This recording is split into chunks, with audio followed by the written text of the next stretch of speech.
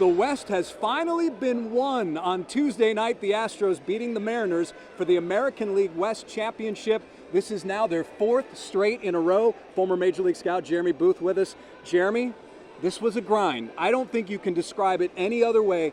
This was a grind to get to this point. Yeah, there's a lot they had to deal with, whether it was pitching health, whether it was lineup construction, whether it was lineup health. I mean, guys getting hurt. Tucker's injury for whatever that ended up turning out to be. About 7 months? Yeah, no, I mean, I'm kidding. Right. I mean, you got Alvarez who's down right now. I mean, you have a lot of things this club's had to deal with. All in all, it's a heck of a job just to get to this point. The postseason should be a little bit different. When you look at the postseason, they're always tight games. And before this game, the Astros in one-run games were 16-27. They're now 17-27.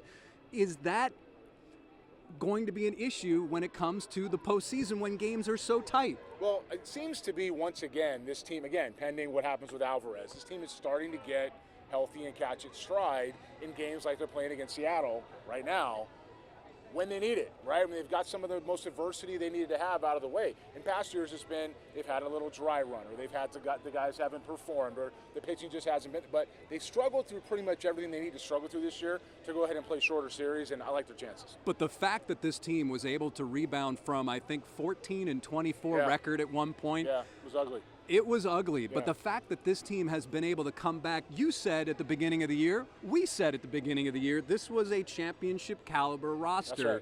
And while it didn't mesh as quickly as many thought, I think the pedigree that this team has and exhibits on a night-to-night basis really rose to the top. And that is a reason why they're sitting here, especially the likes of Alex Bregman and Yordan Alvarez when Kyle Tucker was out of the lineup. The lineup is going to be something that we'll talk about in years to come. The way that's been put together this year. Basically the batting order 1 through 9 each night. But the reality is they're going to the postseason, and they're going to have to figure it out with what works best for them in the postseason. That said, I look at the job that Dana Brown has done. I look at the job that the front office has done. When the trade for Kikuchi happened, you had all of X screaming bloody murder for what was going on, and yet all that guy's coming here is dominate. And when they signed Jason Hayward, there was comments of he's washed up, he's not the right, and all he does against the Mariners in Game 2 is send him to the postseason. So you don't know what the scouts are seeing, you don't know what the analysts are seeing, you don't know what the baseball people are seeing when they make these type of decisions, and the job that front office has done. By the way, the third front office in a row to have done an excellent job to get into the postseason. Just it can't be talked about enough. The Astros, here are the numbers. Through April 26th, the Astros were 7-19 after 26 games, 61-39 since June 1st. It's one of the greatest turnarounds in certainly recent baseball history, because a team is usually done after a certain point in the season, and this team kept fighting and fighting and fighting, and again did it with arguably without their best hitter in Kyle Tucker. Yeah, I mean certainly one or two at this point, right? But what it comes down to, for me, was the way those guys were lining. I'm gonna say it again, and I'll say it again, and I'll say it again. The way they were hitting 1 to 9 at that point is why you have that. It's not just about the guy hitting first, second, or third. It's about who and why they all 1 through 9 are hitting in that spot. And when you have but you can put anybody in the 2-hole, Jeremy. They're like video game guys. I'm going to go ahead and continue to say no. And tomorrow when you ask me again, the day after, the answer's still going to be a negative. What you have, though, is you have guys that found a way to play together as a club. Again, it's getting to this point, even with the numbers you're reading off now, was so difficult compared to what the postseason is going to be. Not that that's any easier. You've got some really good baseball in the postseason every year. It takes a lot to be a champion. But they're tested. They're tested. In the past, it hasn't been that tough of a grind to get to the postseason. It's been sometimes kind of a runaway division, and not this year. So that's a good thing for them as they go to the next step. As expected, a lot of happy Astros, but been there, done that, and as we've talked about, this season was a grind, so they have every reason to celebrate. When we look ahead now to the postseason, do you believe this team is set up for success in the postseason? I like them better in a shorter series and in shorter windows than I do for 162.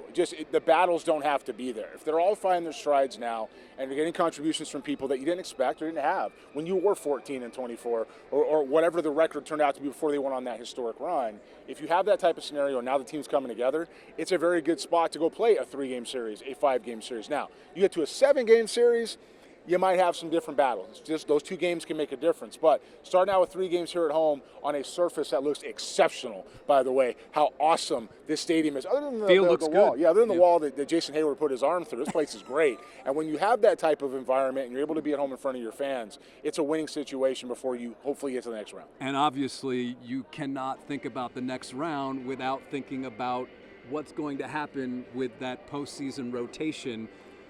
I don't think your opinion has changed since we last talked. No. It hasn't changed for me. That's a no. Fromber, you say Kikuchi, Absolutely. Hunter Brown, That's right. not necessarally in that order. Yeah. And? Well, that's for a 3-game series. Sure. Yeah, and the 5-game series, you roll out who? I'm already looking at the next round because to me, I'm not putting it. I never do you go past the game you're in, but listen, I'm looking one game ahead. at a time, Jeremy. Yeah, well, I'm on game 8 right now. So when it comes to like that one, I put Blanco back in that rotation, and honestly, I'm rolling with that. That's it. That's what I got, and I'm going to work those guys as much as I can. For all of the talk about Blanco and to a lesser extent Arrighetti, Sure. and the fact that they were reaching a point in their careers that they've never seen this many innings, Blanco has pitched pretty well. The 6-man rotation is always a big thing for this team, but Blanco keeping that ERA under 3 is pretty remarkable for a guy who's really been a long reliever, a reliever in general his entire career. So you go Blanco, you put as him my in fourth. there as your 4th. But I'll I'll say this, in a 3-game set, if you're thinking about shortening the games, depending how you feel about Justin Verlander, and I will say it right now, for me, he was off the roster as we're having this conversation. I'm not sure. And Really? I say that because I'm looking at the innings limits of Blanco and Arrighetti, guys who are going to be on the roster, and immediate help behind a guy like Justin Verlander in a 3-game or 5-game set.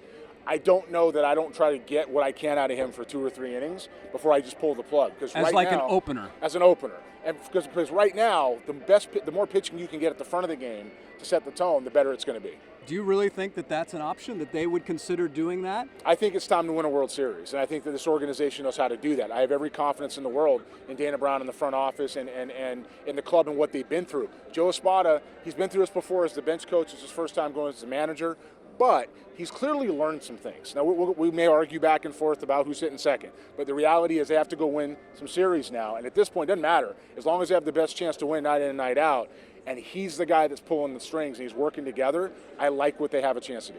Health is always paramount when it comes to the postseason. You have Yordan Alvarez dealing with his knee issue as of this point. Also, Alex Bregman. We haven't heard much about the elbows since the comment about the Gremlins. He is not, Gremlins. I remember, yeah. He is not in that number 2 hole anymore. Hey.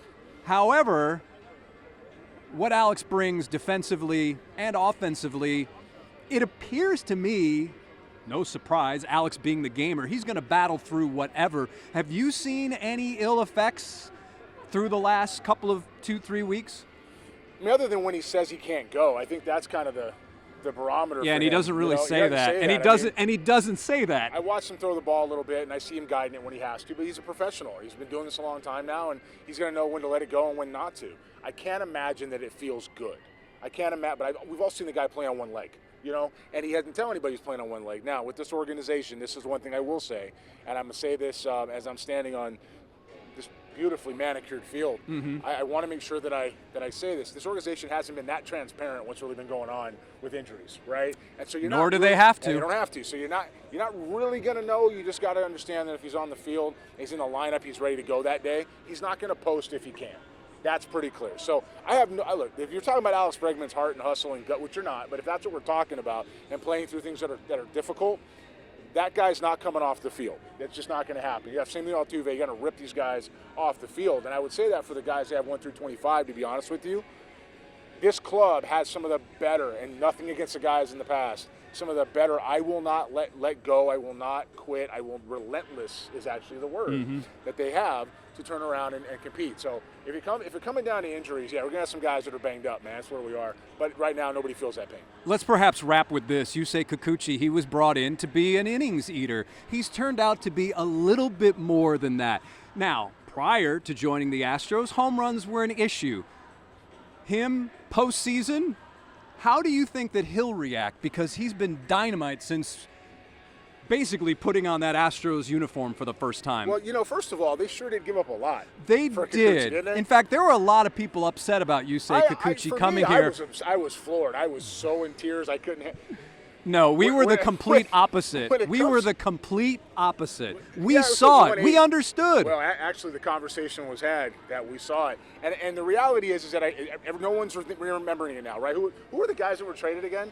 I can tell you. It doesn't matter who was traded. You know what matters? It matters that Kikuchi's in here helping this club win a World Series. The city of Houston tonight is celebrating because of that man helping this club move forward. Trust your people. I'm giving Kikuchi the ball. I don't care what's happened. He's had some success here with numbers and ball flight and analytics and pitch data and all the things that go with improvements when you arrive. For some reason, in Houston, it seems to continue to go that way. They've been ahead of the game with that for a long time. And while there are other departments that have caught up, these guys continue to find a way to move ahead. Kikuchi's the latest evidence of that. With that, he's going to be a popular guy in the offseason. I'm telling you directly. Right now, Houston, as much as the people out there, as much as the fans, thought you gave up a lot. Wait till you see what it takes to keep him. Okay? Because it's going to get real expensive real quick. And when it comes to what he's doing right now, enjoy it. Kikuchi gets the ball as much as he can take it. And that will be a conversation for the next time. If you have any comments, questions, leave them below. We'll answer them the next time we do this. But here's the story. The Astros, for the 4th straight year, are winners of the American League West. For our KHOU 11 baseball analyst and former Major League scout, Jeremy Booth, I'm Jason Bristol, signing off from Minute Maid. Until next time, once again, Astros are your American League West champions.